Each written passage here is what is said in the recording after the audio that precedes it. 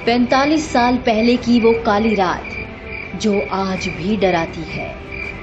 आजादी मिलने के महज 28 साल बाद देश ने झेला इमरजेंसी का दंश।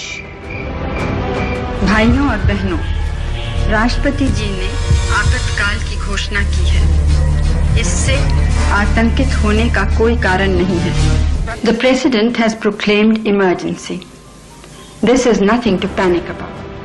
25 और 26 जून 1975 की दरमियानी रात देश पर जो इमरजेंसी थोपी गई, उसका दंश देश 21 महीनों तक झेलता रहा। आधी रात को आपातकाल के आदेश पर राष्ट्रपति फखरुद्दीन अली अहमद के दस्तखत के साथ ही देश में इमरजेंसी लागू कर दी गई। अगली सुबह एक तरफ प्रधानमंत्री इंदिरा गांधी जहां लोगों को ना डरने की हिदायतें दे रही थी, वहीं दूसरी तरफ दिल्ली के रामलीला मैदान में 25 जून को हुई रैली की खबर पूरे देश में ना फैल सके, इसके लिए दिल्ली के बहादुर शाह जफर मार्ग पर स्थित अखबारों के दफ्तरों की बिजली रात में ही काट दी गई। इमरजेंसी अचानक लगी। इंदिरा गांधी ने चतुराई भरी एक चाल चली और उसका मकसद था अब प्रधानमंत्री पद पर बने रहना। अगर वो लोकतांत्रिक नेता होती तो मुकदमा हारने के बाद कांग्रेस को किसी को बना सकती थी, लेकिन उन्होंने दूसरा रास्ता चुना और लोकतंत्र का दरार। रात को ही इंदिरा गांधी के विशेष सहायक आर.के. धवन के कमरे में बैठकर संजय गांधी और ओम मेहता उन लोगों की लिस्ट बना रहे थे जिन्हें गिरफ्तार किया जाना था।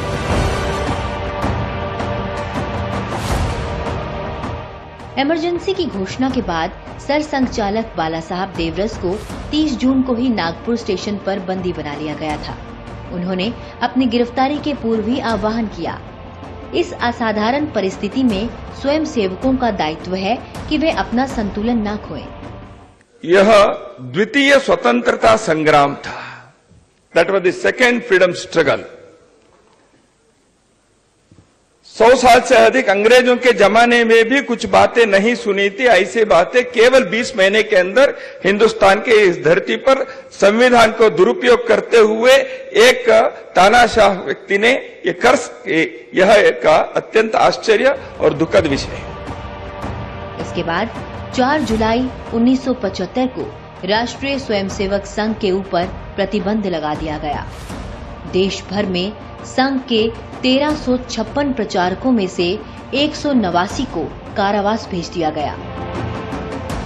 आपातकाल के दौरान सत्याग्रह करने वाले कुल 1,30,000 सत्याग्रहियों में से 1 लाख से अधिक राष्ट्रीय स्वयंसेवक संघ के थे।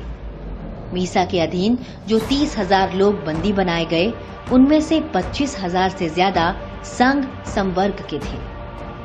यही नहीं, इमरजेंसी के दौरान राष्ट्रीय स्वयंसेवक संघ के 100 कार्यकर्ता बंदी गृहों और बाहर आंदोलन करते हुए बलिदान हो गए।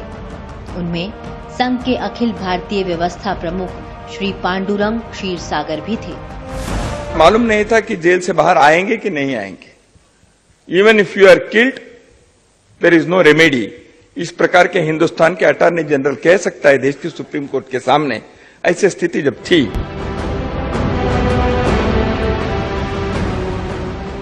राष्ट्रीय स्वयंसेवक संघ की शौर्यपूर्ण भूमिका के ठीक विपरीत पश्चिम बंगाल के मार्क्सवादी कम्युनिस्ट दल के ज्योतिर्मय बसु को छोड़कर अन्य किसी भी कम्युनिस्ट नेता को गिरफ्तार नहीं किया गया और न ही उन्हें भूमिगत होना पड़ा। सीपीआई ने आपातकाल को एक अवसर के रूप में देखा और इसका स्वागत किया। सीपीआई ने 11वें भटिंडा कांग्रेस में इंदिरा गांधी द्वारा थोपे गए आपातकाल का समर्थन किया था। सीपीआई नेताओं का मानना था कि वे इमरजेंसी को कम्युनिस्ट क्रांति में बदल सकते थे।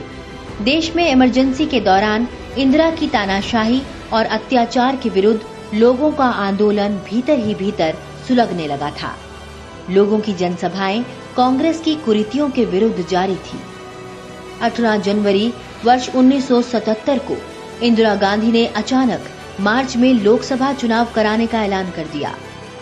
16 मार्च को हुए चुनाव में इंदिरा और संजय गांधी दोनों ही हार गए। इस तरह जनता ने लोकतंत्र में अपनी आस्था का सबूत देकर सबसे बड़ा संदेश दिया और आखिरकार 21 मार्च 1977 को आपातकाल खत्म हो गया।